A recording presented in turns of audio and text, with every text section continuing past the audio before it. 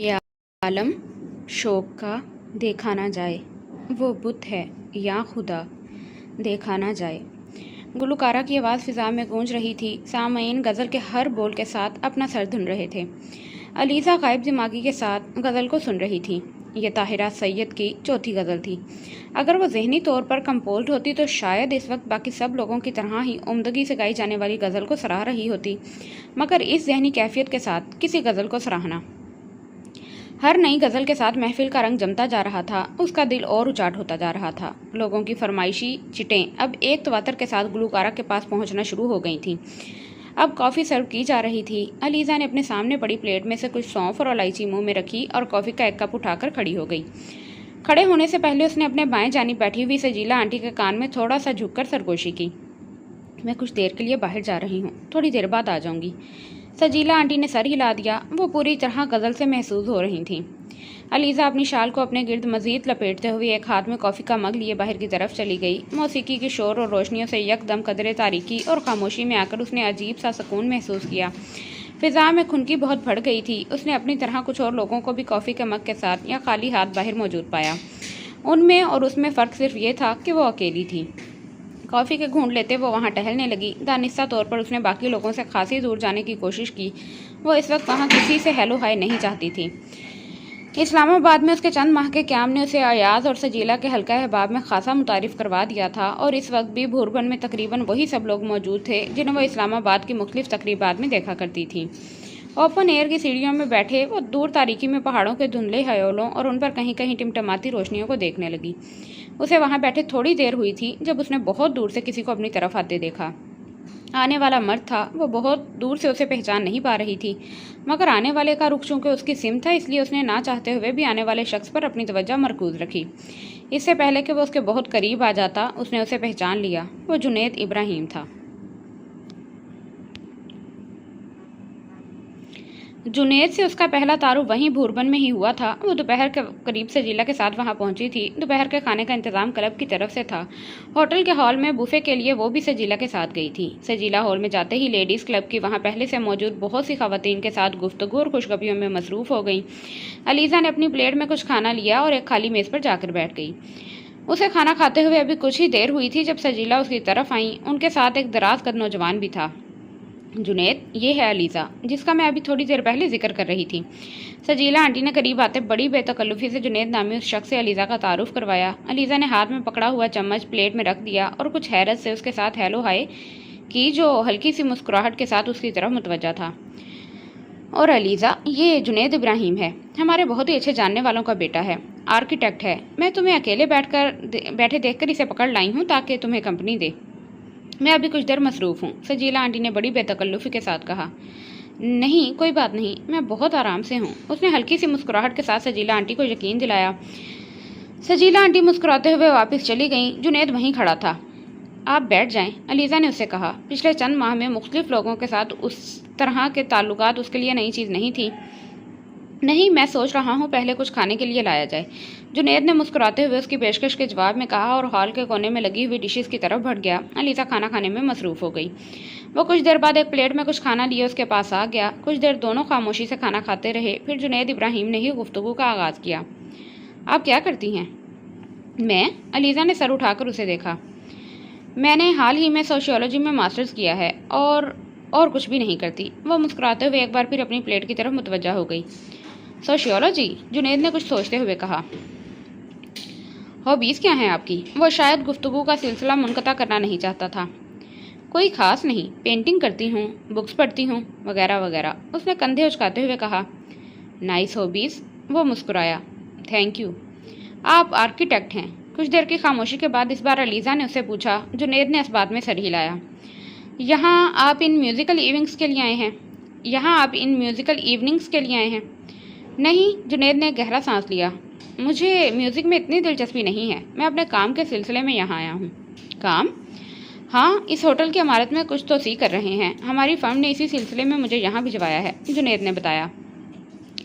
मैं पिछले एक हफ्ते से यहाँ हूँ, अभी चंद और हफ्ते यहीं रहूँगा। आप तो यकीनन इन इवनिंग्स के लिए ही यहाँ आई होंगी। वो अब उससे पूछ रहा था। अलीज़ा कुछ कहने के बजाय सिर्फ मुस्कुरा दी।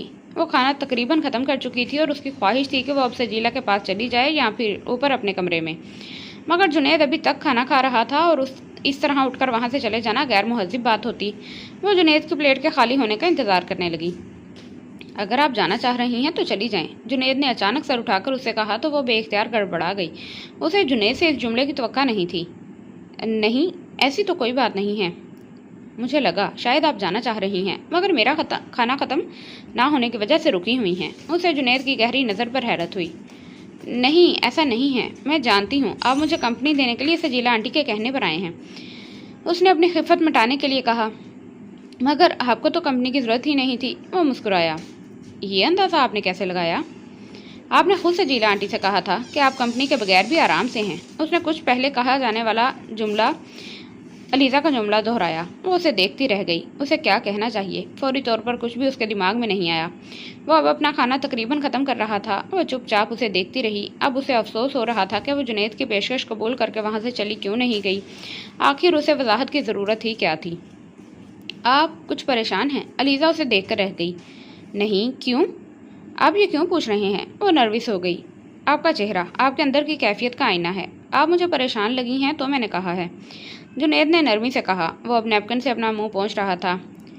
Tell quality. उम्र के बाद वो दूसरा शख्स था जिसने उससे ये बात कही थी।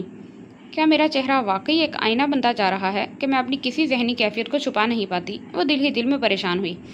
खाना ख़त्म करने के बाद जुनैद वहाँ रुका नहीं, चला गया, लेकिन वो काफ़ी देर तक वहीं बैठी उसके जुमले पर गौर करती रही और अब वो एक बार फिर उसके सामने था। अयाज, हैदर और अब्बास के बाहर निकलते ही जस्टिस नियाज ने मुश्तल अंदाज और तुंद लहजे में चीफ मिनिस्टर से कहा, देखा आपने उस शख्स और उसके बेटे का लबो लहजा? चीफ मिनिस्टर ने कुछ कहने की कोशिश की, मगर जस्टिस नियाज ने उनकी बात नहीं सुनी। और आपने मुझे इस शख्स के साथ सेटलमेंट के लिए बुलाया था? नियाज साहब, आप, जस्टिस नियाज ने एक बार फिर उनकी बात को मुकम्मल तौर पर नज़रअंदाज करते हुए कहा।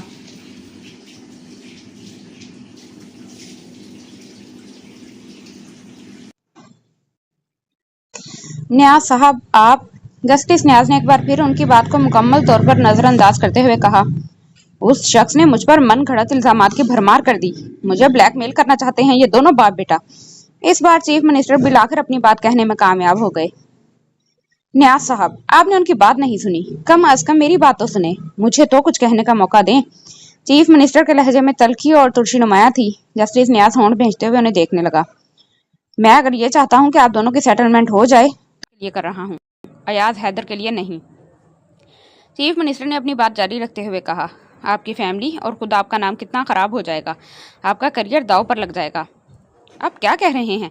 क्या आपको भी इस शख्स की बकवास पर यकीन आ गया है कि मेरे बेटे ने? जस्टिस न्याज ने बेख्तियार मुश्तल होकर कहा। न्याज साहब, बात यकीन की नहीं है, बात उन सबूत और हक़ाइक़ की है जो मेरे सामने है। आपके बेटे ने वाकई ऐसी हरकत की थी। चीफ मिनिस्टर ने जस्टिस न्याज की बात काटते हुए बड़ी संजीदगी से कहा। मेरे बेटे ने? जस्टिस न्याज ने एक बार फिर अपना मौक़िफ़ दोहराने की कोशिश की, मगर चीफ मिनिस्टर ने उनकी बात एक बार फिर काट दी। ठीक है, मान लेते हैं कि आपका बेटा बेकसूर था, उसने कुछ भी नहीं किया। ये भी मान लेते हैं कि आपने उसकी भांजी को अगवा करने की कोशिश की, ना ही उसके घर पर हमला करवाया। तो फिर इस सब से क्या फ़र्क पड़ता है? इस मामले को तय तो आपको फिर भी करना पड़ेगा। अयाज हैदर के साथ आप झगड़ा जितना बढ़ाएंगे, आपको उतना ही नुकसान पहुंचेगा। आप उसकी दुश्मनी अफोर्ड नहीं कर सकते। चीफ मिनिस्टर ने आहिस्ता आहिस्ता उनके सामने हक़ाइक़ रखना शुरू कर दिए। क्यों नहीं अफोर्ड कर सकता? केस करूंगा मैं। बच्चों जैसी बातें ना करें न्याज साहब, आप खुद जज हैं। इस मुल्क में कानून और इंसाफ के निज़ाम को कोई आपसे बेहतर नहीं समझ सकता। चीफ मिनिस्टर ने नटोक दिया। कितने साल भागेंगे आप इस केस के पीछे? और अदालत सबूत मांगती है, ये दोनों कहाँ से लाएंगे? अगर मुझे असली गवाह और सबूत ना मिले तो मैं भी झूठे गवाह और सबूत ले आऊंगा। आपने खुद ही कहा है मैं जज हूँ। अदालत के निज़ाम को मुझसे बेहतर कौन जानता है? जस्टिस नियाज ने तंज़िया अंदाज में कहा। ठीक है, आप ये कर लेंगे, मगर ये सबूत और गवाह इसके खिलाफ करेंगे। अयाज हैदर एक वाहिद शख्स नहीं है, एक पूरे ग्रुप का नुमाइंदा है। मुझ पर पहले ही कहाँ से प्रेशर पड़ रहा है, आपको अंदाज़ा नहीं है। मैं इन लोगों को रेजिस्ट नहीं कर सकता। चीफ मिनिस्टर ने साफ गोई का मुजाहरा करते हुए कहा। मुझे अभी अपनी मियाद पूरी करनी है और मैं अपने खिलाफ कोई महाज खड़ा करना नहीं चाहता। आप अयाज हैदर को अच्छी तरह जानते हैं। वो हर हथकंडा इस्तेमाल करने का माहिर है और मैं ये नहीं चाहता कि अगले इलेक्शन में प्रेस मेरे खिलाफ कोई इल्ज़ामात लगाए और मुझे और मेरी पार्टी को नुकसान पहुँचे। ہم نے ان لوگوں کے ذریعے اگر اپنے غلط اور ناجائز کام کروائے ہیں تو پھر ہمیں یہ بات نہیں بھولنی چاہیے کہ وہ آنکھیں اور منہ صرف اس وقت تک بند رکھتے ہیں جب تک ہم ان کے دم پر پیر نہ رکھیں۔ مجھے افسوس ہو رہا ہے یہ دیکھ کر کہ آپ اس حد تک ایاز حیدر سے خوفزدہ ہیں، مگر میں اس سے خوفزدہ نہیں ہوں۔ اگر اس کے پاس ایک پریشر گروپ ہے تو میرے پاس بھی پولیٹیکل سپورٹ ہے، میں اسے اس کے خلاف استعمال کروں گا۔ میں اس سے خوفزدہ نہیں ہوں، صرف سمجھداری سے کام لے رہا ہوں، اسی سمجھداری سے جس کا مظاہرہ قاسم دورانی نے کیا ہے۔ اگر آپ کے پاس پولیٹیکل سپورٹ ہے تو اس کے پاس بھی ایک پریشر گروپ ہے، مگر وہ بھی 4 دن اخبارات میں بیان دینے کے علاوہ اور کچھ نہیں کر سکا۔ میں قاسم کی طرح بزدل نہیں ہوں۔ جسٹس نیاز اب بھی اپنی بات پر اڑے ہوئے تھے۔ بزدلی اور سمجھداری میں فرق ہوتا ہے۔ قاسم نے بزدلی کا نہیں سمجھداری کا ثبوت دیا۔ بیٹا تو اس کا چلا گیا، وہ تو آ نہیں سکتا، چاہے وہ کچھ بھی کر لے، مگر انکم ٹیکس کی فائلز کھلوا کر وہ اپنا بزنس کیوں تباہ کروائے؟ باقی دونوں فیملیز نے بھی آپ سے معذرت کر لی ہے کہ انہوں نے اپنا معاملہ اللہ پر چھوڑ دیا ہے اور وہ اس کیس کی پیروی کرنا نہیں چاہتے۔ یقیناً یہ بھی انہوں نے بغیر سوچے سمجھے تو نہیں کیا ہوگا، کچھ نہ کچھ تو سوچا ہی ہوگا انہوں نے۔ چیف منسٹر اب بے دھڑک انہیں سب کچھ بتاتے جا رہے تھے۔ میں چاہتا ہوں آپ بھی ایسی ہی سوجھ بوجھ کا مظاہرہ کریں۔ پریس میں شائع ہونے والی خبروں سے آپ کو یہ اندازہ تو ہو ہی گیا ہوگا کہ ایاز حیدر کس حد تک جا سکتا ہے۔ اب جب وہ آپ کے بیٹے کے بارے میں یہ سارا مواد پریس کو دے گا تو پریس کیا شور مچائے گا، آپ کو اس کا اندازہ ہونا چاہیے۔ جسٹس نیاز چیف منسٹر کا منہ دیکھتے رہے۔ ابھی تو اسے اپنی فیملی کی عزت اور ساکھ کا احساس ہے، اسی لیے وہ اصل تفصیلات نہیں بتا رہا، اخبارات تک نہیں پہنچا رہا۔ اگر اس نے ایسا کر دیا تو آپ کو اپنے بیٹے، اس کے کردار اور اس کی حرکات کے حوالے سے کتنے سوالات کے جوابات دینے پڑیں گے، آپ کو اس کا اندازہ نہیں ہے۔ ایاز حیدر آپ کے ساتھ واقعی اچھی ڈیل کرنا چاہتا ہے۔ اگر آپ اس کے بیٹے اور بھتیجے کے خلاف انکوائری پر اصرار نہ کریں اور اس کیس کو ختم کر دیں تو وہ سپریم کورٹ کا جج بنوانے کے لیے آپ کے لیے لابنگ کرے گا، اور اسے حکومت اور عدلیہ کے حلقوں میں جتنا اثر و رسوخ حاصل ہے، یہ کام اس کے لیے بالکل مشکل نہیں ہوگا۔ میں اپنے بیٹے کے قتل کا سودا کر لوں، آپ یہ چاہتے ہیں؟ جسٹس نیاز نے ایک بار پھر تلخ لہجے میں کہا، مگر اس بار ان کی آواز پہلے کی طرح بلند نہیں تھی۔ میں آپ کو مجبور نہیں کرتا، آپ اپنے آپشنز کو دیکھ لیں، اگر کوئی اور بہتر صورتحال نظر آتی ہے تو وہ اختیار کر لیں، مگر میرے خیال میں اس سے بہتر موقع آپ کے پاس نہیں ہے۔ آپ اپنے بیٹے کے لیے اپنا کریئر تو داؤ پر نہیں لگا سکتے۔ جسٹس نیاز اس بار ان کی بات کے جواب میں خاموش رہے۔ چیف منسٹر کو ان کے تاثرات سے اندازہ ہو چکا تھا کہ وہ آہستہ آہستہ اپنا اعتماد کھو رہے ہیں۔ شاید وہ پہلی بار اپنے عمل کے نتائج پر غور کر رہے تھے جو چیف منسٹر نے ان کے سامنے رکھے تھے۔ ایاز حیدر اور اس کے قبیل کے لوگوں کو ہر پنجرے سے نکلنا آتا ہے، مگر آپ اور میں اتنی چابیاں نہیں بدل سکتے۔ بہتر ہے ایک باعزت سیٹلمنٹ کے ساتھ اس معاملے کو ختم کر دیا جائے۔ چیف منسٹر کا لہجہ اور مستحکم ہوتا جا رہا تھا۔ کون سی سیٹلمنٹ؟ خاموشی کے عوض صرف سپریم کورٹ کی ایک سیٹ؟ جسٹس نیاز نے کچھ سوچتے ہوئے لہجے میں کہا۔ تو آپ کیا چاہتے ہیں؟ سپریم کورٹ کا جج بننا کوئی معمولی بات تو نہیں ہے۔ میرے لیے معمولی ہی ہے۔ میں جو کچھ گنوا کر یہ عہدہ حاصل کر رہا ہوں وہ ایسے بہت سے عہدوں سے بڑھ کر ہے۔ مجھے ایاز حیدر سے کچھ نہیں چاہیے، مگر مجھے آپ سے یہ گارنٹی چاہیے کہ مجھے واقعی سپریم کورٹ میں سیٹ مل جائے گی۔ میں اس سلسلے میں واضح یقین دہانی چاہتا ہوں۔ میں آپ کو زبان دیتا ہوں، مجھ پر بھروسہ ہونا چاہیے آپ کو۔ آپ کے ساتھ کیا جانے والا ہر وعدہ ہر صورت میں پورا کیا جائے گا۔ چیف منسٹر نے انہیں یقین دلایا۔ یہ تو وقت بتائے گا۔ جسٹس نیاز نے ایک طویل سانس لی، ان کے پورے وجود سے اب شکست خوردگی عیاں تھی۔ مجھے اندازہ نہیں تھا کہ آپ میوزک کو اتنا پسند کرتی ہوں گی، وہ اب اس کے قریب آتے ہوئے بڑے خوشگوار لہجے میں کہہ رہا تھا۔ آپ کا اندازہ ٹھیک نہیں ہے، میں میوزک کو قطعاً ناپسند نہیں کرتی، علیزہ نے اس کے تبصرے پر مسکرا کر کہا۔ پھر اس وقت یہاں آپ کی موجودگی کیا ظاہر کر رہی ہے؟ وہ اس کے بالکل سامنے کھڑا ہو گیا۔ میں کچھ دیر خاموشی میں بیٹھنا چاہتی تھی، اس لیے باہر نکل آئی، اس نے وضاحت کی۔ پھر تو شاید میں نے آپ کو ڈسٹرب کیا۔ اس کا لہجہ اس بار معذرت خواہانہ تھا۔ نہیں، ایسا نہیں ہے، میں بیٹھ سکتا ہوں یہاں۔ وہ اس سے کچھ فاصلے پر بیٹھ گیا۔ کچھ دیر تک دونوں خاموش رہے، پھر اس خاموشی کو ایک بار پھر جنید نے ہی توڑا۔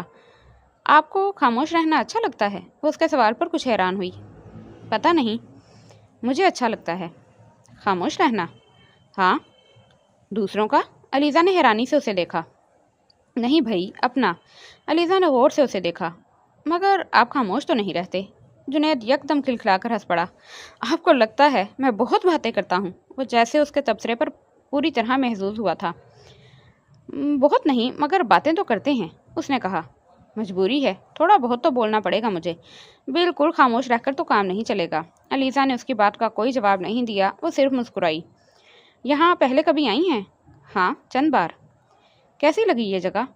اچھی ہے۔ صرف اچھی؟ وہ حیران ہوا۔ آپ کے پاس کوئی سپرلیٹیو نہیں ہے اس جگہ کے لیے؟ علیزہ نے کندھے اچکائے۔ نہیں، بہت اچھی ہے، ایک بار پھر ہنسا۔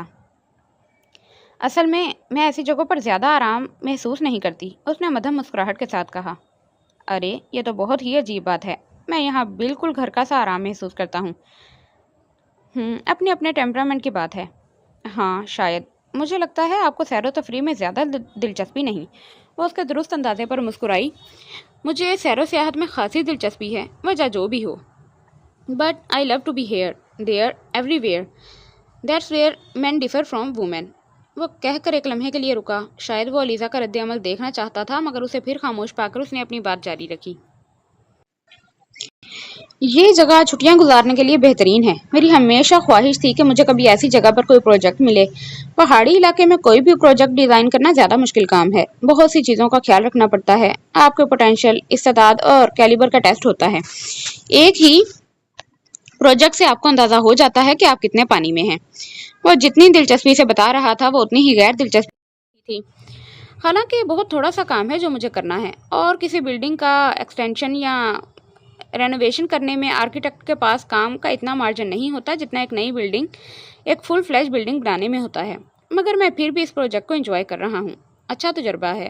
اور یہ بات کرتے کرتے وہ یکدم رک گیا۔ آپ کو میری باتیں سمجھ میں نہیں آ رہی ہوں گی۔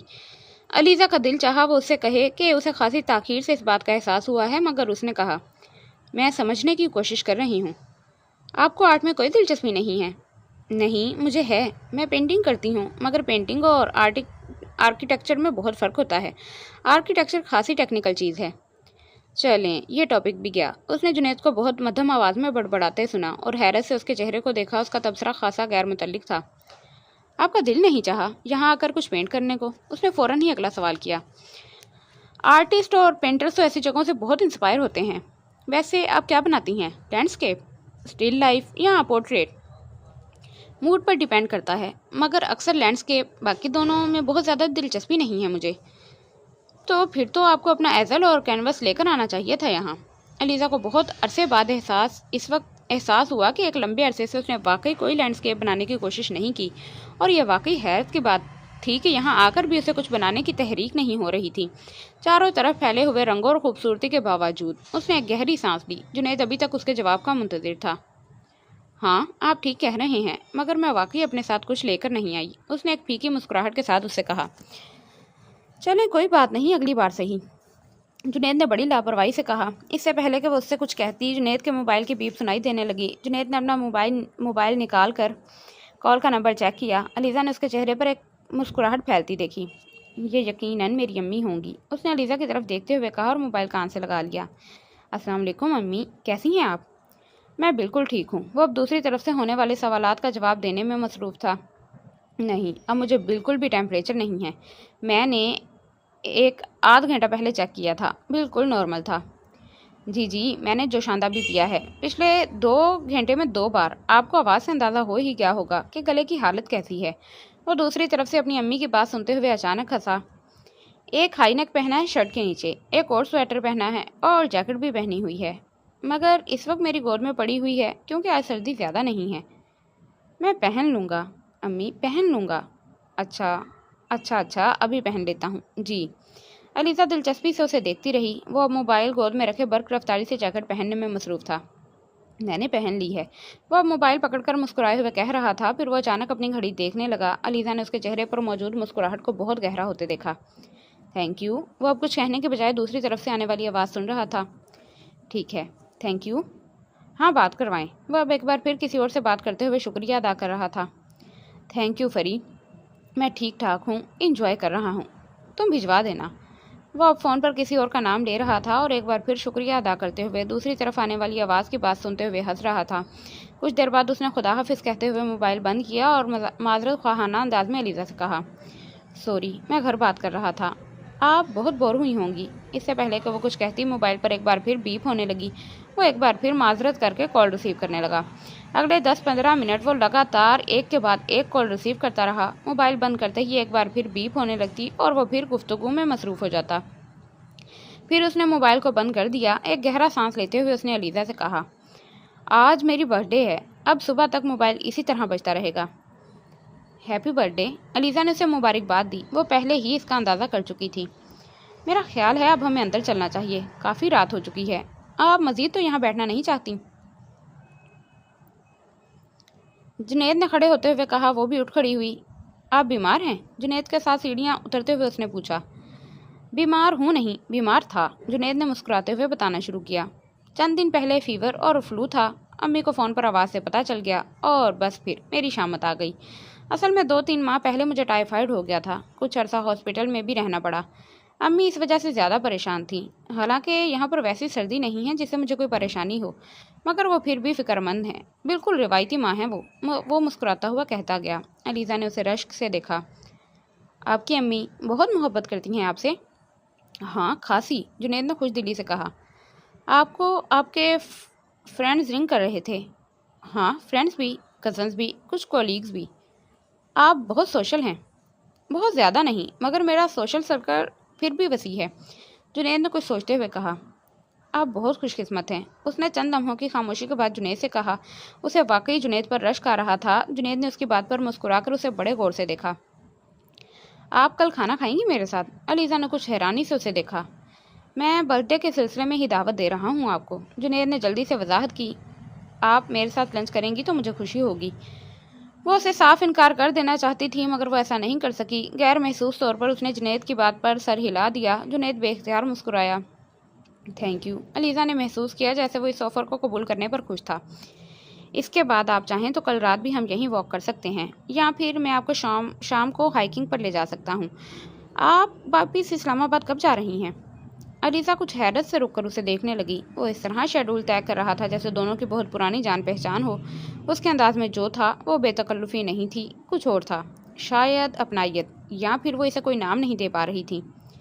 پرسوں۔ کچھ دیر اسے دیکھتے رہنے کے بعد اس نے جنید سے کہا۔ وہ ایک بار پھر ساتھ ساتھ چلنے لگے۔ ہم لوگ 5 بہن بھائی ہیں، میں دوسرے نمبر پر ہوں، ایک بہن مجھ سے بڑی ہیں۔ اگلے دن وہ لنچ پر اسے بتا رہا تھا۔ دوسرا بھائی سب سے چھوٹا ہے۔ خاصی روایتی قسم کی فیملی ہے ہماری، وہ مدھم آواز میں مسکراتے ہوئے کہہ رہا تھا۔ میری بڑی بہن کی شادی ہو چکی ہے، وہ اسلام آباد میں ہی ہوتی ہے۔ میری فیملی لاہور میں ہے، میں بھی وہیں اپنے بابا کی فرم میں کام کرتا ہوں۔ میرے بابا بھی آرکیٹیکٹ ہیں۔ کھانا کھاتے ہوئے اس کی باتیں سنتی رہی۔ کل کی نسبت آج اس کا ڈپریشن خاصا کم ہو چکا تھا، اور وہ اندازہ نہیں کر پا رہی تھی کہ اس میں جنید کا کتنا ہاتھ تھا۔ اس دن لنچ پر ان دونوں میں خاصی طویل گفتگو ہوئی اور علیزہ کو احساس ہوا کہ جنید اور اس کی بہت سی عادات ایک جیسی تھیں۔ وہ بہت شائستہ اور نفیس مزاج کا مالک تھا۔ اپنی عمر کے عام نوجوانوں کے برعکس وہ خاصی میچور سوچ رکھتا تھا۔ وہ بڑے نپے تلے انداز میں گفتگو کرتا تھا، اور اس دوپہر کو اس کے ساتھ ہائیکنگ کے لیے بھی گئی تھی۔ جنید ایک بہت اچھا فوٹوگرافر بھی تھا۔ علیزہ کو اس وقت خوشگوار حیرت ہوئی جب اس نے کیمرہ پاس ہونے کے باوجود اپنے کیمرے سے علیزہ کی کوئی تصویر نہیں لی۔ البتہ خود اس کے کیمرے سے کچھ اچھے مناظر کے علاوہ علیزہ کی بھی چند تصویریں یہ کہتے ہوئے کھینچیں۔ مجھے امید ہے آپ جب اس رول کو ڈیولپ اور پرنٹ کروائیں گی تو آپ کو احساس ہوگا کہ میں صرف ایک اچھا آرکیٹیکٹ ہی نہیں، فوٹوگرافر بھی ہوں۔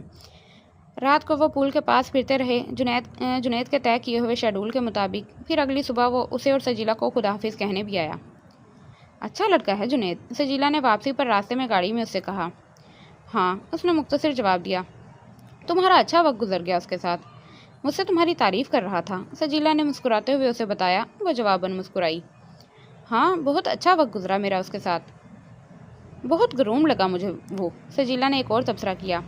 آپ اس کی فیملی کو جانتی ہیں؟ علیزہ نے جواب میں کچھ کہنے کے بجائے سوال کیا۔ کافی عرصے سے، سجیلا نے مختصر جواب دیا، پھر کہا۔ تم ملنا چاہو گے اس کے گھر والوں سے؟ نہیں، علیزہ گڑبڑا گئی۔ میں کیوں ملنا چاہوں گی؟ اچھے لوگ ہیں۔ ہاں، جنید سے مل کر اس کا اندازہ ہوتا ہے، مگر مجھے جنید کو دیکھ کر بہت عجیب سا احساس ہوتا رہا۔ سجیلا نے چونک کر اسے دیکھا۔ عجیب سا احساس؟ ہاں، مجھے یوں لگتا ہے جیسے میں نے اسے پہلے بھی کہیں دیکھا ہے، یا اس کی آواز سنی ہے۔ اس کا نام بھی مجھے شناسا سا لگا، مگر سوچنے کے باوجود بھی مجھے یاد نہیں آیا کہ میں نے اسے کہاں دیکھا ہے۔ علیزہ نے پرسوچ انداز میں کہا۔ کیا جنید نے بھی تم سے ایسا کچھ کہا؟ نہیں، اس نے تو ایسا کچھ نہیں کہا۔ سجیلا نے ایک گہرا سانس لیا۔ تو پھر یہ تمہارا وہم ہوگا، بعض لوگوں کی شکل ہمیں ویسے ہی شناسا لگتی ہے۔ علیزہ الجھے ہوئے انداز میں کندھے اچکا کر رہ گئی۔ شاید، ہو سکتا ہے۔ بھوربن سے واپسی کے بعد تیسرے دن وہ لاہور چلی آئی۔ نانو واپس اپنے گھر شفٹ ہو چکی تھی۔ گھر کے بیرونی دیوار اور گیٹ کے نئے سرے سے تزئین و آرائش کر دی گئی تھی، مگر گیٹ پر پہلی نظر نے علیزہ کو پھر اس رات کی یاد دلائی۔ وہ کچھ دیر گیٹ پر موجود چوکیدار کا حال احوال دریافت کرتی رہی، फिर अंदर आकर उसने सबसे पहली कॉल शहला को की। मैं अभी आती हूँ तुम्हारी तरफ, उसने अलीज़ा की आवाज़ सुनते ही कहा। अलीज़ा ने फ़ोन बंद कर दिया। वो जानती थी वो आधा घंटा के बाद वहाँ मौजूद होगी और ऐसा ही हुआ। और उस वक्त लाउंज में नानों के साथ गपशप में मसरूफ़ थी जब शहला आ गई। रात तक वो दोनों बातें करने में मसरूफ़ रहीं। उसके जाने के बाद वो कमरे में सोने के लिए जाना चाहती थी जब नानों ने उसे रोक लिया। तुमसे कुछ बात करनी है अलीज़ा। सारा दिन हम बातें ही तो करते हैं नानो। उसे नानों की बात पर कुछ हैरत हुई। हाँ, बातें ही करते रहते हैं, मगर ये ज़रा संजीदा बात है और मैं चाहती हूँ तुम इसे तवज्जो से सुनो। नानो अब संजीदा थी। ठीक है, आप बातें करें, मैं सुन रही हूँ। वो भी संजीदा हो गई। इस्लामाबाद में सजीला ने तुम्हें एक लड़के से मिलवाया था, जुनैद इब्राहिम नाम था उसका, उन्होंने बात शुरू करते हुए कहा। इस्लामाबाद में नहीं, भूरबन में मिलवाया था, उसने तौसीह करते हुए कहा। चलो, भूरबन ही सही। तुम ये बताओ, तुम्हें कैसा लगा है वो? अलीज़ा के दिल की धड़कन यकदम तेज़ हो गई। नानू का सवाल अब उसके लिए सवाल नहीं रहा था। क्या मतलब है नानू आपका? वो वैसा ही था जैसे सारे लड़के होते हैं। इस बार उसके चेहरे से मुस्कुराहट गायब हो चुकी थी। जुनैद इब्राहिम के घर से प्रपोजल आया है तुम्हारे लिए। नानू ने अब तमहीद ख़त्म कर दी। वो बेहिसो हरकत बैठी रही। मुझे अच्छे लगे हैं उसके घर वाले, नानू ने उसके तासुरात से बेखबर उसे बता रही थी। मैंने लड़के की तस्वीर देखी है, मुझे वो भी अच्छा लगा है। सजीला से फ़ोन पर मेरी बात हुई तो उसने भी काफ़ी तारीफ़ की उसकी। वो बात करते करते एक लहजे के लिए रुकी, फिर उसका चेहरा देखते हुए उन्होंने कहा, लेकिन बहरहाल मैंने अभी उनसे सोचने के लिए कुछ वक्त मांगा है, क्योंकि तुमसे पूछे बगैर तो कुछ भी नहीं हो सकता। मुझे शादी में कोई दिलचस्पी नहीं है और फ़िलहाल तो बिल्कुल भी नहीं। ये एक इंतहाई अहमकाना बात है और कम अज़ कम मैं ऐसी किसी बात की बिना पर तो तुम्हारी शादी के बारे में सोचना नहीं छोड़ सकती, नानू ने कतई अंदाज में कहा। मुझे कुछ वक्त चाहिए, चंद साल और। किस लिए? आप जानती हैं नानो, मैं किसी NGO या न्यूज़पेपर को ज्वाइन करना चाहती हूँ। मैं कुछ सोशल वर्क करना चाहती हूँ। अलीज़ा, ये काम तुम शादी के बाद भी कर सकती हो। नहीं, मैं ये काम शादी के बाद नहीं कर सकती। शादी के बाद कोई इतना यकसू होकर काम नहीं कर सकता। नानो उसकी बात पर बेख्तियार हंसी। ये क्या है मकाना बात है। वो खामोश रही। बस यही वजह है या कोई और भी वजह है? उसने कुछ कहे बगैर सिर्फ एक नज़र उन्हें देखा।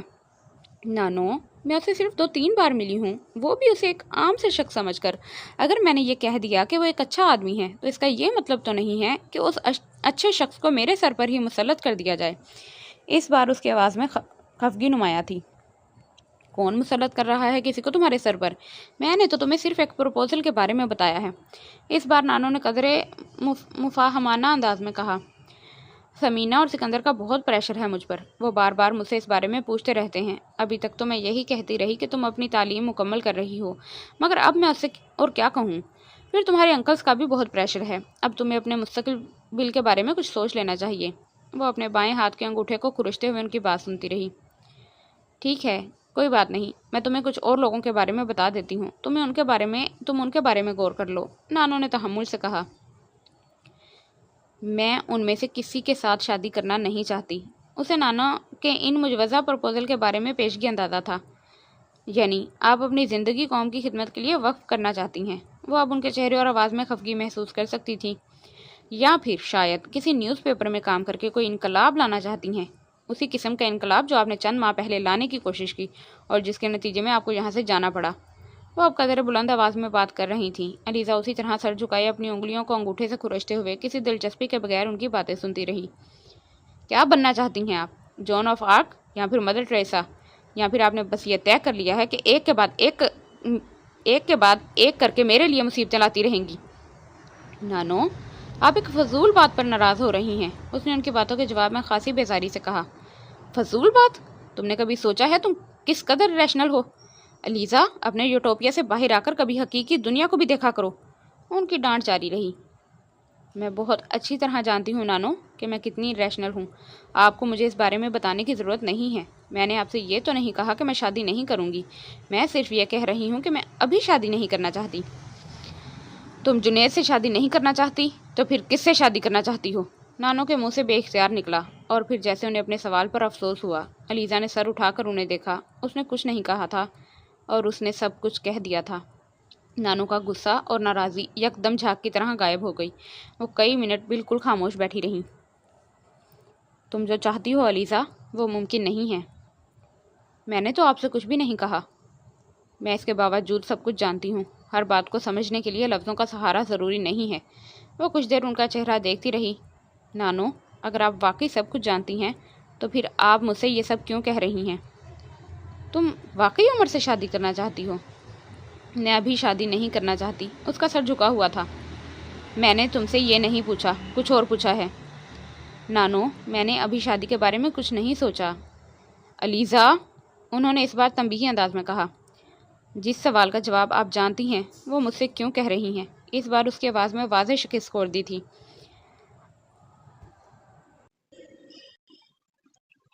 عمر کے علاوہ میں اور کس سے شادی کر سکتی ہوں؟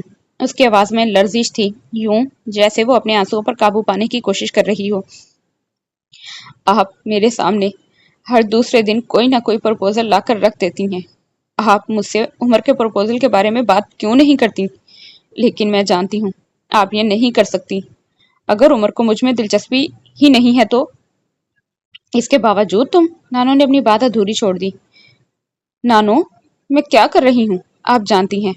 میں حقیقت پسند ہونے کی کوشش کر رہی ہوں۔ میں کوشش کر رہی ہوں کہ زندگی کو عمر کے بغیر گزارنا سیکھ جاؤں، مگر یہ بہت مشکل ہے۔ وہ مسکرائی، مگر اس کی آنکھوں میں آنسو تھے۔ جنید بہت اچھا لڑکا ہے۔ نانو نے موضوع بدلنے کی کوشش کی۔ عمر بھی بہت اچھا ہے، اس نے جواباً کہا۔ لاؤنج میں چند لمحے خاموشی رہی۔ نانو، ایک بار آپ اس سے میرے بارے میں بات کیوں نہیں کرتی؟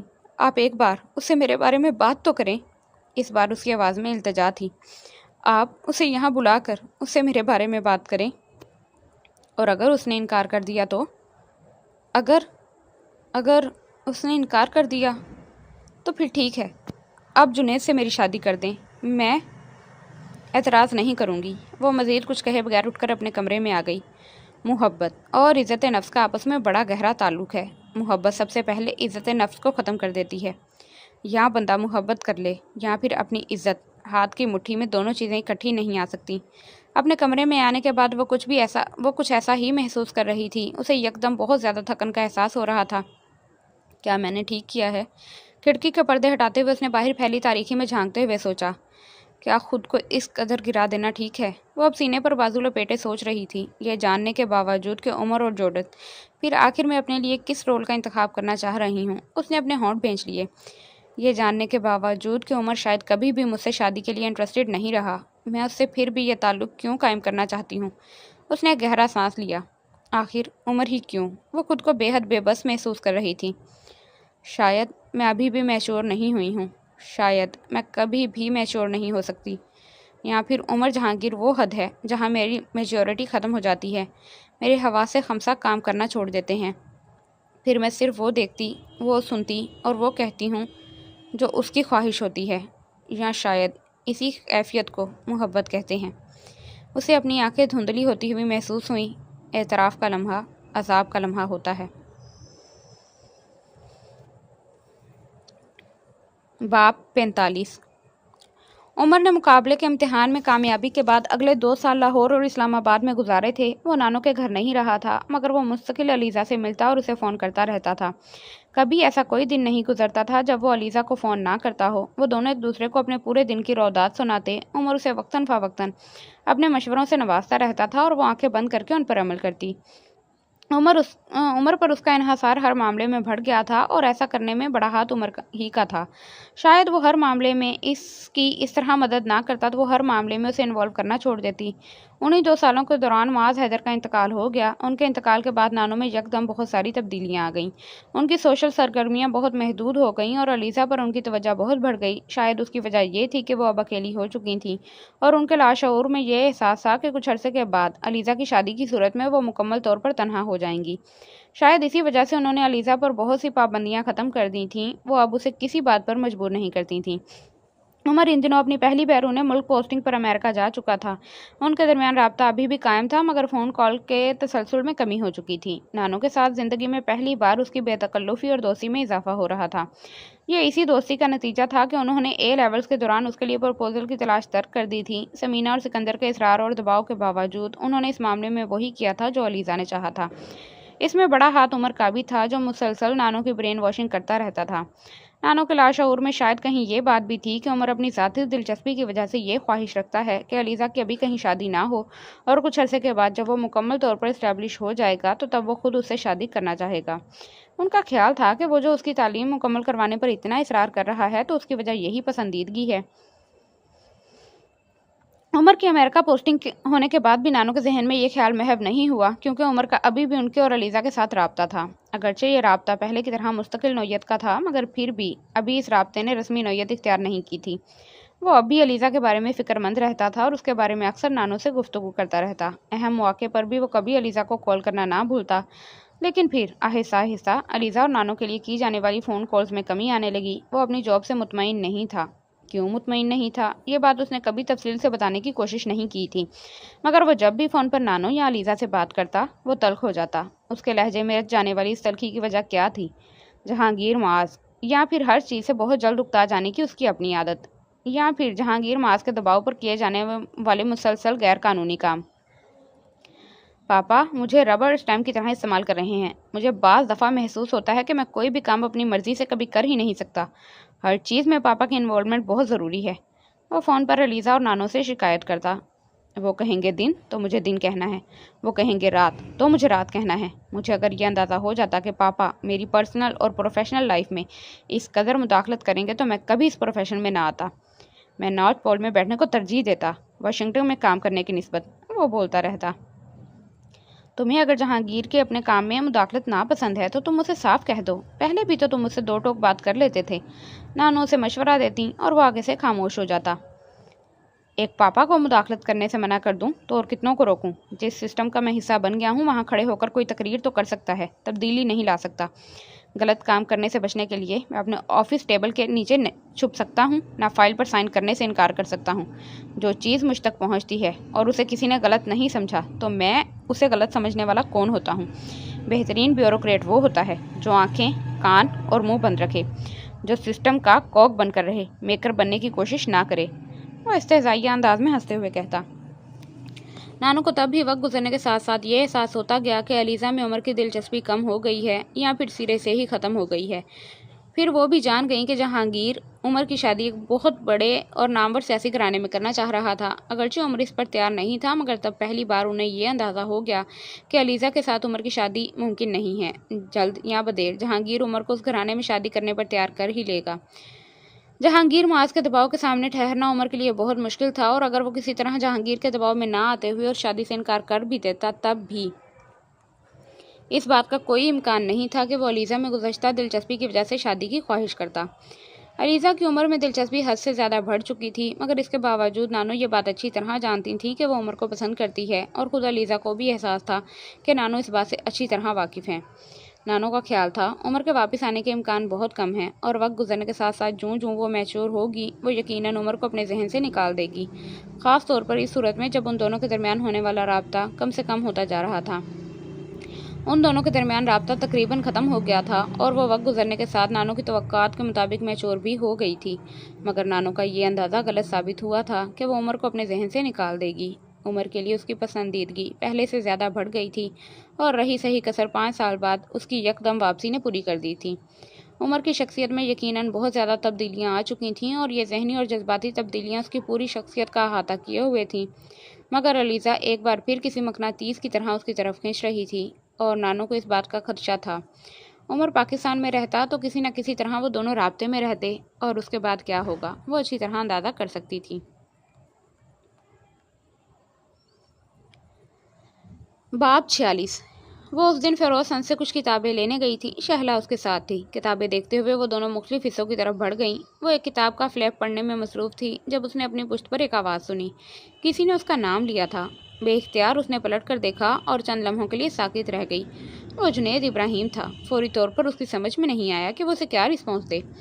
وہ اب مسکراتا ہوا اس کی طرف آ رہا تھا۔ وہ کوشش کے باوجود مسکرا نہیں سکی۔ گردن موڑ کر اس نے ہاتھ میں پکڑی کتاب کو بند کیا اور واپس رکھ دیا۔ جنید تب تک اس کے قریب پہنچ چکا تھا۔ رسمی سی سلام دعا کے بعد اس نے علیزہ سے کہا، مجھے توقع نہیں تھی کہ آج آپ سے یہاں ملاقات ہوگی۔ وہ سپاٹ چہرے کے ساتھ اسے دیکھتی رہی۔ چند ہفتے پہلے بھوربن میں اس کے ساتھ ہونے والی ملاقاتوں کے نتیجے میں پیدا ہونے والی گرم جوشی یکدم ہی کہیں غائب ہو گئی تھی۔ جنید نے اس تبدیلی کو فوراً محسوس کر لیا تھا۔ اس کے انداز و اطوار میں خاصی سرد مہری تھی، وہ قدرے خفیف ہو گیا۔ ہاں، مجھے اپنا وقت ضائع کرنے کا خاصا شوق ہو رہا ہے آج کل۔ میں جگہ جگہ اس طرح کی سرگرمیوں میں ضائع کرتی پھر رہی ہوں۔ جنید سمجھ نہیں سکا وہ کس سرگرمی کا ذکر کر رہی ہے۔ اس نے کتاب کی طرف ہاتھ بڑھاتے ہوئے کہا، اچھی کتابوں کو تلاش کرنا کوئی غیر مناسب سرگرمی نہیں ہے، نہ ہی ایسی سرگرمی ہے جس پر کوئی وقت ضائع کرنے کا لیبل لگا سکے۔ اس نے لامحالہ یہی اندازہ لگایا کہ وہ اپنے وہاں آنے کے بارے میں بات کر رہی تھی۔ علیزہ نے سر اٹھا کر دیکھا۔ جنید کے چہرے پر اتنی سنجیدگی تھی کہ اسے بے اختیار عجیب شرمندگی ہوئی۔ شاید میں واقعی ہر قسم کے ادب و آداب بھولتی جا رہی ہوں، اس نے دل میں سوچا۔ آپ بھوربن سے کب آئے؟ وہ بامشکل اپنے چہرے پر ایک نمائشی مسکراہٹ لائی۔ کافی دن ہو گئے۔ جنید کو اس کے چہرے پر مسکراہٹ ابھرتی دیکھ کر عجیب سی تسلی ہوئی۔ آپ کا کام ختم ہو گیا؟ نہیں، مکمل طور پر تو نہیں، مگر بڑی حد تک۔ دوبارہ کب جا رہے ہیں؟ ابھی فوری طور پر تو نہیں جاؤں گا، کچھ عرصے بعد چکر لگاؤں گا۔ وہ خاموش ہو گئی۔ اور کیا سوال کیا جائے کسی ایسے شخص سے جس کے لیے آپ کے پاس کوئی حقیقی سوال نہ ہو؟ وہ سوچ میں گم تھی۔ اس کا اندازہ تھا کہ جنید اب اس سے اپنے پرپوزل کے بارے میں بات ضرور کرے گا۔ اس کا اندازہ درست ثابت نہیں ہوا۔ وہ بھی اب خاموش تھا۔ شاید وہ خود بھی نہیں سمجھ پا رہا تھا کہ وہ علیزہ سے کیا بات کرے، یا پھر علیزہ کے تاثرات نے اسے کچھ محتاط کر دیا تھا۔ آپ اکیلی آئی ہیں؟ چند لمحوں کے بعد جنید نے پھر خاموشی کو توڑا۔ نہیں، میری فرینڈ میرے ساتھ ہے، علیزہ نے شہلا کی طرف اشارہ کرتے ہوئے کہا۔ جنید نے گردن موڑ کر اس کی طرف دیکھا جہاں وہ اشارہ کر رہی تھی، پھر اس نے مسکراتے ہوئے روانی میں کہا، شہلا؟ وہ منہ کھولے جنید کو دیکھنے لگی، پلکیں جھپکے بغیر، کسی بت کی طرح۔ جنید نے گردن موڑ کر اسے دیکھا اور پھر بے اختیار اسے اپنی غلطی کا احساس ہوا۔ میری بہن بھی میرے ساتھ آئی ہوئی ہے، اس نے بہت تیزی سے بات کا موضوع بدلتے ہوئے کہا۔ وہ وہاں، اس نے کچھ فاصلے پر کھڑی ایک لڑکی کی طرف اشارہ کیا جس کے ساتھ 5-6 سال کا ایک چھوٹا سا بچہ بھی کھڑا تھا۔ علیزہ نے اس لڑکی کی طرف دیکھنے کی کوشش نہیں کی، وہ ابھی پلکیں جھپکائے بغیر جنید کو گھور رہی تھی۔ جنید اس کے تاثرات سے کچھ گڑبڑا گیا۔ آپ میری فرینڈ کا نام کیسے جانتے ہیں؟ اس نے جنید کے چہرے پر نظریں جماتے پوچھا۔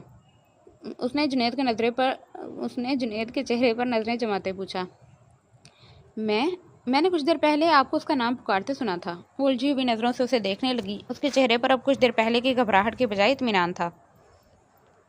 علیزہ نے ایک بار پھر گردن موڑ کر شہلا کو دیکھا، پھر اس نے کندھے اچکا دیے۔ آپ پریشان کیوں ہو گئی ہیں؟ جنید نے اب اس سے پوچھا۔ نہیں، میں پریشان تو نہیں ہوئی۔ تو پھر آپ کی فرینڈ کا نام لینے پر آپ کو اتنی حیرت کیوں ہوئی؟ جنید نے دلچسپی سے کہا۔ کیا یہ حیرت کی بات نہیں ہے کہ کوئی مجھے ٹھیک سے جانتا بھی نہ ہو اور میری فرینڈس کو پہچانتا ہو؟ میں نے آپ کو بتایا، میں آپ کی فرینڈ کو نہیں پہچانتا، صرف آپ کے منہ سے میں نے ان کا نام سنا تھا، وہی دہرا دیا۔ جنید نے معذرت خواہانہ مسکراہٹ کے ساتھ کہا۔ لیکن جہاں تک آپ کو جاننے کا تعلق ہے تو وہ بات کرتے کرتے رکا۔ تو آپ کا یہ اندازہ غلط ہے کہ میں آپ کو جانتا نہیں ہوں۔ ہم بھوربن میں اچھا خاصا وقت اکٹھے گزار چکے ہیں۔ اس نے جیسے علیزہ کو یاد دہانی کروائی۔ اور مجھے لگتا ہے میں آپ کے بارے میں کچھ جاننے لگا ہوں۔ علیزہ کا دل چاہا وہ اس سے کہے، آپ مجھے اتنا بھی نہیں جاننے لگے کہ مجھے پرپوز کرنے لگیں، مگر کچھ کہنے کے بجائے اس نے صرف مسکرانے پر اکتفا کیا۔ میں آپ کو اپنی بہن کے بارے میں بتا رہا تھا، جنید نے ایک بار پھر بات شروع کرتے ہوئے کہا۔ آئے میں آپ کو ان سے ملواؤں؟ جنید نے ایک قدم آگے بڑھاتے ہوئے کہا۔ نہیں، میں پھر کبھی ان سے مل لوں گی، علیزہ نے اپنی جگہ سے ہلے بغیر کہا۔ اس وقت مجھے کچھ جلدی ہے۔ جنید نے اسے غور سے دیکھا، اس کے چہرے پر صاف انکار تحریر تھا۔ چند منٹوں کی بات ہے، زیادہ وقت نہیں لگے گا۔ میری فرینڈ کو بھی بہت جلدی ہے، ہمیں گھر سے نکلے خاصی دیر ہو گئی ہے۔ آپ کی فرینڈ اس وقت کتابیں دیکھنے میں مصروف ہیں، جب تک وہ کچھ خریدیں گی اور بل بنوائیں گی تب تک آپ رابعہ سے مل سکتی ہیں۔ جنید نے ایک بار پھر کہا۔ علیزہ ششوپن کا شکار تھی۔ لیکن میں اصرار نہیں کروں گا، اگر آپ کو پسند نہیں ہے تو ٹھیک ہے، جنید نے نرمی سے کہا۔ میں مل لیتی ہوں۔ اس نے ایک گہری سانس لے کر قدم آگے بڑھا دیا۔ رابعہ، یہ علیزہ سکندر ہیں۔ رابعہ کے قریب جاتے ہی جنید نے تعارف کروایا، مگر رابعہ کے چہرے پر پہلے سے موجود شناسا مسکراہٹ نے علیزہ کو بتا دیا تھا کہ یہ تعارف رسمی ہے۔ وہ اس کے بغیر بھی علیزہ کو جانتی اور شاید پہچانتی بھی تھی۔ کیسے؟ اسے حیرانی تھی۔ رابعہ نے چند قدم آگے بڑھ کر اس کے گالوں کو خیر مقدمی انداز میں چوما۔ اور یہ میری بڑی بہن ہے رابعہ، یہ ان کا بیٹا ہے صالح۔ جنید نے کافی ذکر کیا تھا تمہارا، رابعہ بڑی بے تکلفی سے کہہ رہی تھیں۔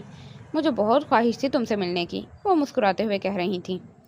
جنید نے آپ کا ذکر بھی کیا تھا کچھ ہفتہ پہلے جب ہم بھوربن میں ملے تھے، علیزہ نے کہا۔ میں نے تو جنید سے جب بھی کہا تھا کہ تمہیں میرے گھر کھانے پر لائے، تم اسلام آباد میں ٹھہری تھی نا، میری رہائش وہیں پر ہے۔ علیزہ اسے دیکھتے ہوئے سوچ رہی تھی، وہ جنید سے بہت زیادہ مشابہت رکھتی ہیں، میں تمہیں بہت اچھی کمپنی دے سکتی تھی، تمہاری بوریت خاصی کم ہو جاتی، خود میرا بھی کچھ وقت اچھا گزر جاتا۔ میں بھوربن سے آنے کے بعد زیادہ دن اسلام آباد میں نہیں ٹھہری، تیسرے دن ہی واپس آ گئی تھی، اس لیے یہ ہو نہیں سکتا تھا، علیزہ نے مسکراتے ہوئے کہا۔ نہیں بھائی، میں بھوربن جانے سے پہلے کی بات کر رہی ہوں، تم 2 دن ماں رہی ہو نا وہاں، علیزہ مسکرائی۔ پہلے آپ سے ملاقات کیسے ہو سکتی تھی؟ میں تو جنید کو جانتی بھی نہیں تھی۔ علیزہ نے جنید اور رابعہ کو ایک لمحے کے لیے ایک دوسرے کی طرف دیکھتے پایا، پھر اگلے ہی لمحے جنید نے کہا، ہم لوگ صالح کی فرمائش پر اب آئس کریم کھانے کے لیے جائیں گے، ہمیں بہت خوشی ہوگی اگر آپ اور آپ کی فرینڈ بھی ہمیں جوائن کریں۔ بات کا موضوع ایک بار پھر بدل گیا تھا، یہ دانستہ طور پر ہوا تھا یا نادانستہ طور پر، علیزہ اندازہ نہیں کر سکی۔ مجھے اور شہلا کو واپس جانا ہے، میں نے آپ سے پہلے بھی کہا تھا کہ ہمیں جلدی ہے، کافی دیر سے نکلے ہوئے ہیں گھر سے، علیزہ نے معذرت خواہانہ انداز میں کہا۔ اگر تھوڑا سا وقت تو میرے ساتھ گزار دو تو مجھے بہت اچھا لگے گا، اس بار رابعہ نے کہا۔ میں ضرور گزارتی، اور مجھے انکار کرتے ہوئے شرمندگی بھی ہو رہی ہے، مگر یہ ممکن نہیں ہے۔ کوئی بات نہیں، آپ کے پاس واقعی جینوئن ایکسکیوز ہے، جنید نے اس کی معذرت قبول کرتے ہوئے کہا۔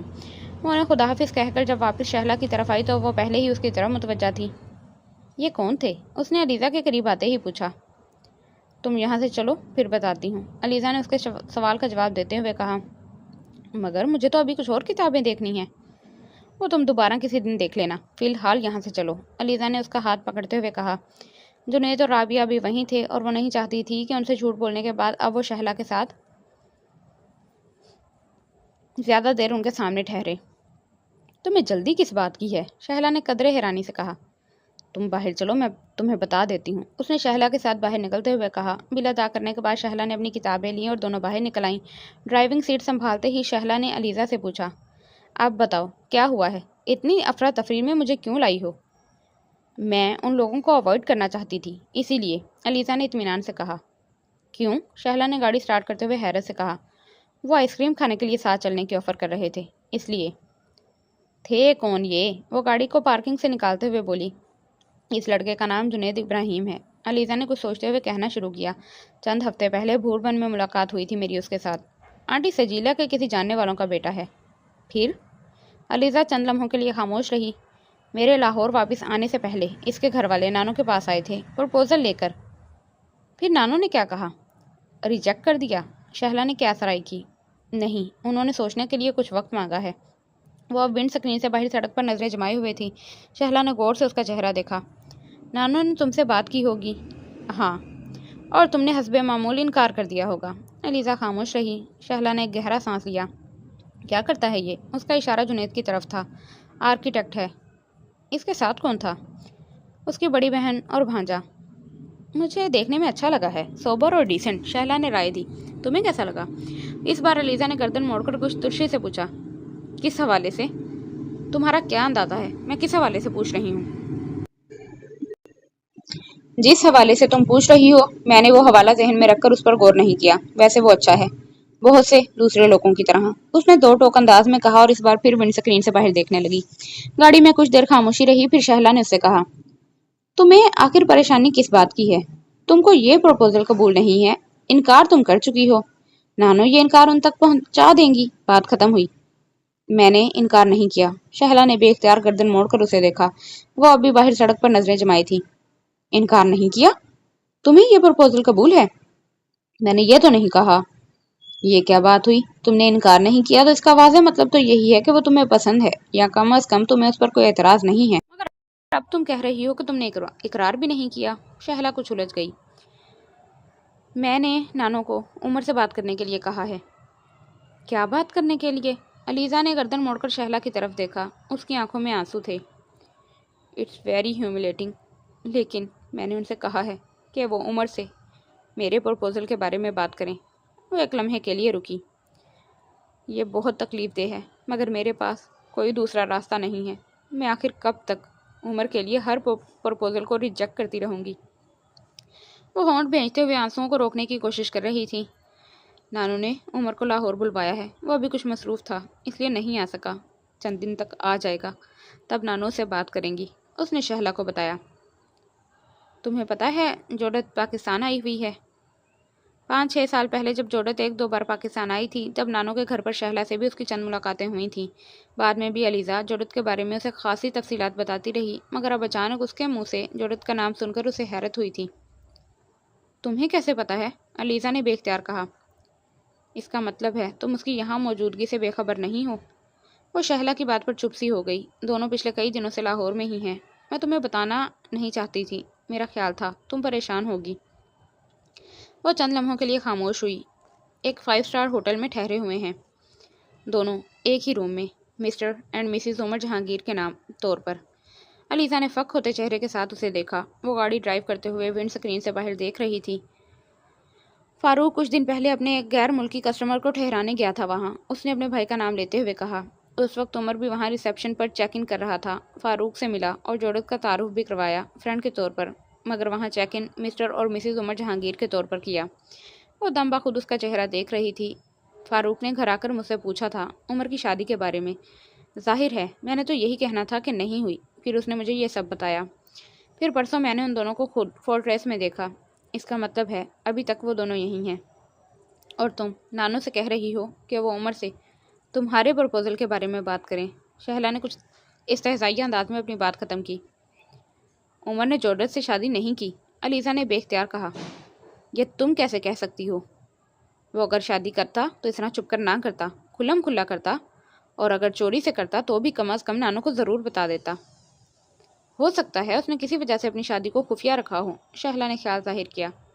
میں نہیں سمجھتی کہ ایسی کوئی بات ہے، وہ اس طرح چپ کر شادی کر ہی نہیں سکتا۔ ٹھیک ہے اس نے شادی نہیں کی ہوگی، مگر شادی کے بغیر جوڈت کے ساتھ اس کا ایک ہی روم میں کیا زیادہ قابل اعتراض بات ہے، خاص طور پر اس صورت میں جب تم اس سے شادی کرنا چاہتی ہو۔ یہ اس کا ذاتی مسئلہ ہے، علیزہ نے کمزور سے لہجے میں کہا۔ کم آن، ذاتی مسئلہ؟ تم اس کی زندگی کا ایک حصہ بننا چاہتی ہو اور تم کہہ رہی ہو کہ اتنا بڑا ایشو اس کا ذاتی مسئلہ ہے؟ علیزہ اس بار خاموش رہی۔ تم نے کبھی ان دونوں کے تعلق کے بارے میں غیر جانبداری سے سوچنے کی کوشش کی ہے؟ علیزہ نے کوئی جواب نہیں دیا۔ وہ خود تمہارے بقول وہ دونوں ہائی اسکول میں اکٹھے ہیں، 20 سال تو ہو ہی گئے ہیں ان دونوں کی دوستی کو، اور ایک زمانے میں تمہیں یہ شک بھی تھا کہ عمر اس سے محبت کرتا ہے اور شاید اسی سے شادی کرے گا۔ مگر وہ صرف شک تھا، عمر نے اس سے شادی نہیں کی، علیزہ نے مداخلت کی۔ اس کی وجہ صرف یہ ہے کہ عمر نے ابھی تک کسی سے بھی شادی نہیں کی۔ اگر وہ شادی کرنے کا فیصلہ کرے گا تو وہ اسی کا انتخاب کرے گا۔ کیا تم بتا سکتی ہو؟ اگر وہ شادی کرے گا تو وہ کس کا انتخاب کرے گا، کیا تم بتا سکتی ہو؟ شہلا اسے آڑے ہاتھوں لے رہی تھی۔ تم عمر پر آج اتنی تنقید کیوں کر رہی ہو؟ اس کے لیے میری پسندیدگی تم سے کبھی بھی چھپی نہیں رہی۔ پہلے تو کبھی تم نے جوڈت کا ایشو بنانے کی کوشش نہیں کی۔ علیزہ نے کچھ حیرانی سے اسے دیکھتے ہوئے کہا۔ ہاں میں عمر کے لیے تمہاری پسندیدگی سے ہمیشہ سے ہی واقف تھی، مگر جوڈت اور عمر کی ایک دوسرے کے لیے فیلنگز یا ان کے تعلق کے بارے میں زیادہ نہیں جانتی تھی، مگر اب یہ جاننے کے بعد کہ عمر کے اس کے ساتھ تعلقات صرف دوستی اور محبت کی حد تک نہیں ہیں، میں تمہیں یہی مشورہ دوں گی کہ تم پیچھے ہٹ جاؤ۔ عمر تمہارے ساتھ وفادار نہیں ہو سکتا۔ میں عمر کے بغیر نہیں رہ سکتی، تم اس کے لیے میری فیلنگز سے اچھی طرح واقف ہو، اس نے شہلا سے احتجاج کیا۔ زندگی صرف فیلنگز کے ساتھ نہیں گزاری جا سکتی۔ فرض کرو تمہاری شادی اس کے ساتھ ہو جاتی ہے اور جوڈت مسلسل اس کے ساتھ اس طرح کی دوستی رکھتی ہے تو پھر آپ کیا کریں گی محترمہ؟ شہلا نے استہزائیہ انداز میں کہا۔ ایسا نہیں ہوگا۔ کیوں؟ تم پر کوئی وحی نازل ہوئی ہے کہ ایسا نہیں ہوگا؟ اتنے یقین سے کیسے کہہ سکتی ہو تم؟ شہلا نے مذاق اڑایا۔ عمر ایک دیانتدار شخص ہے، دھوکہ نہیں دے گا مجھے، اسے اپنی آواز خود کھوکھلی لگی۔ اور فرض کرو اگر اس نے دیا تو؟ میں ایسی کوئی ناممکنات فرض نہیں کر سکتی، اس نے خفگی سے کہا۔ زندگی میں بعض دفعہ ناممکنات ہی ڈراؤنے خواب بن کر سامنے آ جاتی ہیں۔ شہلا ہمیں ٹاپک چینج کر دینا چاہیے، کیونکہ تم عمر کے بارے میں سچ سننے کو تیار نہیں ہو، ہے نا؟ اس نے ایک بار پھر اس کا مذاق اڑایا۔ ضروری تو نہیں ہے کہ عمر کو جوڈت سے ہی محبت ہو۔ علیزہ خاموش ہو گئی۔ اس کو تم سے محبت نہیں ہے علیزہ، یہ بات تم تسلیم کیوں نہیں کر لیتی؟ اس بار شہلا کا لہجہ بہت نرم تھا۔ اسے تم سے محبت ہوتی تو وہ تمہیں اتنے سالوں میں کبھی تو پرپوز کرتا، کبھی تو تم سے اظہار محبت کرتا، کبھی تو تمہیں کوئی آس دلاتا۔ اس نے ایسا کچھ نہیں کیا۔ میں نے یہ دعویٰ نہیں کیا کہ اسے مجھ سے محبت ہے۔ کیا میں نے آج تک تم سے یہ کہا ہے؟ وہ شہلا کی بات کاٹ کر بولی، میں نے تو یہ خواہش بھی نہیں کی کہ اسے مجھ سے محبت ہو، میں تو صرف شادی کی بات کر رہی ہوں کیونکہ مجھے اس سے محبت ہے۔ One sided affair? ہاں، تم اس کو ون سائڈ کہہ لو، مگر کیا برائی ہے اگر اس چیز کو حاصل کرنے کی کوشش کی جائے جو اچھی لگتی ہے۔ چیزوں اور انسانوں میں بہت فرق ہوتا ہے علیزہ، انسانوں کو کوئی زبردستی اپنے ساتھ نہیں رکھ سکتا۔ میں بھی اس سے کوئی زبردستی نہیں کروں گی، پروپوزل کے بارے میں بات کرنا تو کوئی بری بات نہیں ہے، اس نے وضاحت کرتے ہوئے کہا۔ اور اگر اس نے تم سے شادی سے انکار کر دیا تو پتہ نہیں، پھر نانو کسی سے بھی میری شادی کر دیں، میں کچھ نہیں کہوں گی، اور وہ کسی یقیناً جنید ابراہیم ہوگا۔ ہاں، وہ بھی ہو سکتا ہے۔ کیا یہ بہتر نہیں ہے کہ تم جنید ابراہیم کو ہی اپنا پہلا انتخاب رکھو؟ کم از کم اس کی زندگی میں کوئی جرت نہیں ہے۔ عمر کے علاوہ کسی دوسرے شخص کے بارے میں سوچنے کے لیے بڑے حوصلے کی ضرورت ہے، اور میرے پاس یہ حوصلہ نہیں ہے، اس نے بجھی ہوئی مسکراہٹ کے ساتھ کہا۔ مجھے حیرت ہے علیزہ، چند ماہ پہلے یہ تم ہی تھیں جو عباس اور عمر کے خلاف اتنی باتیں کر رہی تھیں، اور اب تم خود اس کی زندگی کا ایک حصہ بننا چاہتی ہو، اس کی ساری برائیوں کو جانتے ہوئے بھی۔ شہلا عجیب سے انداز میں ہنسی۔ حالانکہ میرا خیال تھا کہ ان حالیہ واقعات نے عمر کے بارے میں تمہاری فیلنگز کو خاصا بدل دیا ہوگا، لیکن میں غلط تھی۔ شہلا کی آواز میں افسوس جھلک رہا تھا۔ عمر پر اتنی تنقید کرنے کے بعد بھی تم ابھی تک اس کی محبت میں اسی طرح گرفتار ہو جس طرح 5 سال پہلے تھیں۔ ایسا نہیں ہونا چاہیے تھا۔ وہ اندازہ نہیں کر سکی وہ اسے ڈانٹ رہی تھی یا نصیحت کر رہی تھی، جو کچھ بھی تھا اس وقت اسے ناگوار لگ رہا تھا۔ میری اس کے ساتھ جو جذباتی انوالومنٹ ہے وہ کسی اور کے ساتھ نہیں ہے، میرے لیے اسے نفرت کرنا ممکن نہیں ہے۔ کم از کم تم تو یہ بات سمجھو۔ اس کے لہجے میں بے بسی تھی۔ میں نے تمہیں اس سے نفرت کرنے کے لیے نہیں کہا، میں جانتی ہوں تم ایسا نہیں کر سکتی، میں تو صرف یہ کہہ رہی ہوں کہ تم اس کے بارے میں سوچتے ہوئے وقتی طور پر جذبات کو ایک طرف رکھ دو۔ جس آدمی کے ساتھ شادی کر کے زندگی گزارنی ہو اس کے بارے میں صرف جذبات سے کام نہیں لیا جا سکتا، بہت سی باتوں کو مد نظر رکھنا پڑتا ہے۔ وہ اب قدرے مدھم آواز میں اسے سمجھا رہی تھی، خاص طور پر اس صورت میں جب یہ صرف ون سائیڈڈ لو افیئر ہو۔ شہلا، یہ افیئر نہیں ہے، علیزہ نے اس کی بات کاٹ دی۔ ہم میں سے کوئی بھی ایک دوسرے کے ساتھ افیئر نہیں چلا رہا، میری اس کے لیے کچھ خاص فیلنگز ہیں، یا تم یہ کہہ لو کہ مجھے اس سے محبت ہے، مگر یہ کسی افیئر کی کیٹیگری میں نہیں آتی۔ ٹھیک ہے، تم کہہ رہی ہو، میں مان لیتی ہوں، یہ افیئر نہیں ہے، محبت ہے، مگر تم اس کے ساتھ انوالوڈ ہو اور وہ کسی اور کے ساتھ انوالوڈ ہے۔ کتنا پرسکون رہ سکتی ہو تم اس طرح کے آدمی کے ساتھ؟ شہلا، اس ٹاپک پر بات نہ کرو، تم اس طرح بات کرو گی تو مجھے بہت تکلیف ہوگی۔ ہو سکتا ہے ایسا ہی ہو رہا ہو، مگر کبھی نہ کبھی تو تمہیں اس تکلیف سے گزرنا ہی ہے۔ میں نہیں کہوں گی، کوئی اور کہے گا۔ پانی میں نظر آنے والے عکس کو چادر ڈال کر چھپایا نہیں جا سکتا، شہلا نے صاف گوئی سے کہا۔ تم اپنے لیے فیصلے کرنے میں آزاد ہو، میں یا کوئی دوسرا تمہارا ہاتھ پکڑ سکتا ہے، نہ ہی تمہاری آنکھوں پر پٹی باندھ سکتا ہے۔ عمر کے حوالے سے تم نے جو ٹھیک سمجھا وہ کیا، میری صرف اتنی خواہش ہے کہ تم اس کے بارے میں ذرا جذبات سے کام لیے بغیر سوچو۔ تم اگر میری جگہ ہوتی تو کیا کرتی؟ اس نے گردن موڑ کر شہلا کو دیکھتے ہوئے پوچھا۔ کیا تم بھی وہی نہیں کرتی جو میں نے کیا ہے؟ کیا تم بھی اس شخص سے شادی کرنے کی خواہش نہ رکھتی جسے تم پسند کرتی ہوتی؟ ہاں یقیناً، اگر اس کی زندگی میں کوئی ضرورت نہ ہوتی تو۔ وہ شہلا کی بات کے جواب میں چند لمحوں کے لیے کچھ نہیں کہہ سکی۔ کچھ کہنے کے بجائے اس نے شہلا کے چہرے سے نظریں ہٹاتے ہوئے سیٹ کی پشت سے سر ٹکا کر آنکھیں بند کر لیں۔ عمر کے علاوہ دوسروں کے بارے میں بھی غور کرو، عمر سے بہتر لوگ موجود ہیں ہر لحاظ سے۔ مجھے جنید بھی اچھا لگا ہے۔ علیزہ نے آنکھیں نہیں کھولیں۔ عمر کا کیا پتا، ہو سکتا ہے اس نے واقعی جورت کے ساتھ شادی کر لی ہو سکتا ہے وہ کہہ دے ہمیشہ کی طرح کہ وہ شادی کرنا ہی نہیں چاہتا، ہو سکتا ہے وہ اگر کچھ عرصے بعد شادی کرے بھی تو جورت سے ہی۔ وہ ناقابل یقین شخصیت ہے، میں مانتی ہوں تمہاری اس کے ساتھ بہت انڈرسٹینڈنگ ہے، مگر وہ تو کسی کے ساتھ بھی ہو سکتی ہے۔ یہی حال ایموشنل اٹیچمنٹ کا ہوتا ہے، وہ بھی ڈیولپ کی جا سکتی ہے۔ یہ ضروری تو نہیں ہے کہ عمر کے علاوہ تم کسی دوسرے کے لیے یہ سب محسوس ہی نہ کر سکو۔ وہ اسی مدھم آواز میں بول رہی تھی۔ تم سے ایک بات پوچھوں؟ علیزہ نے یکدم آنکھیں کھول کر شہلا سے کہا۔ ہاں؟ تم سے نانو نے کہا ہے مجھ سے یہ سب کہو؟ شہلا کچھ بول نہیں سکی، اسے علیزہ سے ایسے سوال کی توقع نہیں تھی۔ اسے اس طرح چپ ہوتے ہوئے دیکھ کر علیزہ عجیب سے انداز میں مسکرائی۔ مجھے پہلے ہی اندازہ ہو رہا تھا، آج فیروز سنز میں بھی تم مجھے جان بوجھ کر لے گئی تھی۔ یہ بھی یقیناً تم سے نانو نے کہا ہوگا۔ تمہیں کیسے پتا چلا؟ شہلا نے کچھ خفت سے کہا۔ شہلا میں بیوقوف نہیں ہوں، میں اب بچی بھی نہیں رہی، اور تم لوگوں کو بھی یہ بات جان لینی چاہیے۔ اس کی آواز میں خفگی تھی۔ میں بھی حیران تھی کہ جنید کو تمہارا نام کیسے پتا ہے۔ وہ بھی جھوٹ بول رہا تھا مجھ سے کہ اس نے مجھے تمہارا نام لیتے سنا ہے، جبکہ مجھے اچھی طرح یاد ہے کہ میں نے فیروز سنس پر ایک بار بھی تمہارا نام نہیں لیا۔ علیزہ نے شہلا کی بات کاٹ دی۔ کبھی سجیلا آنٹی مجھے ٹریپ کر کے اسے ملوا رہی ہیں، کبھی نانو، اور اب تم۔ میں اس قدر احمق اور امیچور نہیں ہوں جتنا تم لوگ مجھے سمجھ رہے ہو۔ اس کا غصہ بڑھتا جا رہا تھا۔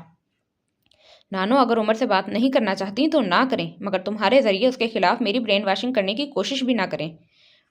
علیزہ، ایسی بات نہیں ہے، میں تمہاری برین واشنگ کرنے کی کوشش نہیں کر رہی ہوں، اور نہ ہی انہوں نے مجھے ایسا کچھ کرنے کے لیے کہا ہے۔ شہلا اب کچھ پریشان ہو گئی تھی۔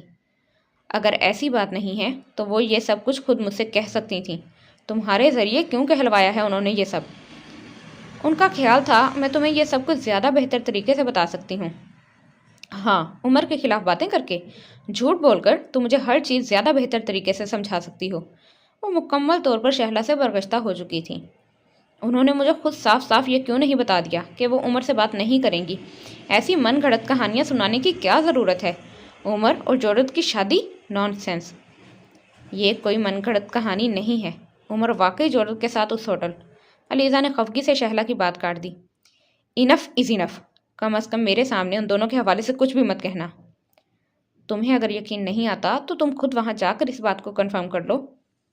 میں اتنی تھرڈ کلاس حرکت کبھی نہیں کر سکتی کہ اس کی جاسوسی کرتی پھروں۔ تمہیں مجھ سے ایسی باتوں کی توقع نہیں کرنی چاہیے۔ اس نے سرخ چہرے کے ساتھ شہلا سے کہا۔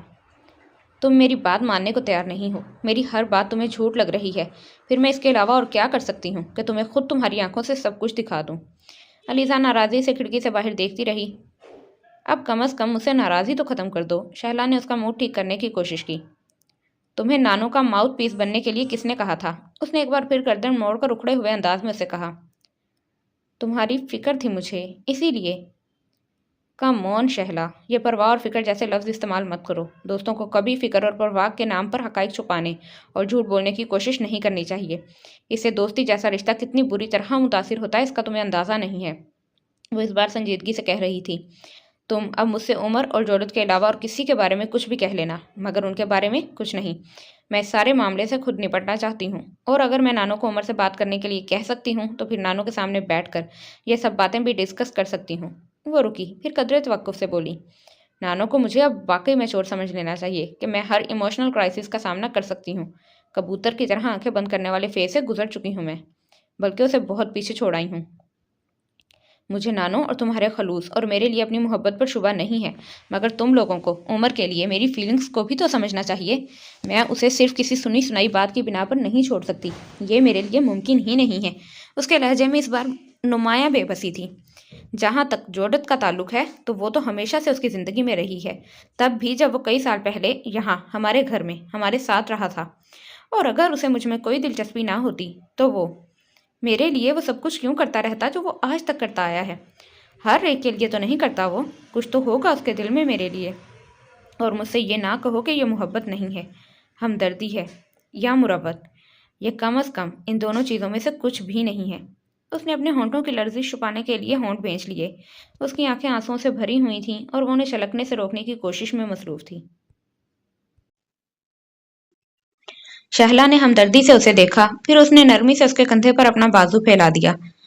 میں تمہاری فیلنگ سمجھ سکتی ہوں۔ تم اگر واقعی یہ سمجھتی ہو کہ عمر کے علاوہ، تو ٹھیک ہے، تم نانو کو کہو ایک بار پھر کہ وہ اس سے بات کریں۔ ہو سکتا ہے وہ واقعی تمہارے لیے کچھ خاص فیلنگز رکھتا ہو، اور اگر ایسا ہوا تو مجھ سے زیادہ تمہارے لیے اور کوئی ہوگا، بلکہ اگر تم چاہو تو میں خود عمر سے۔ وہ اب تلافی کرنے کی کوشش کر رہی تھی۔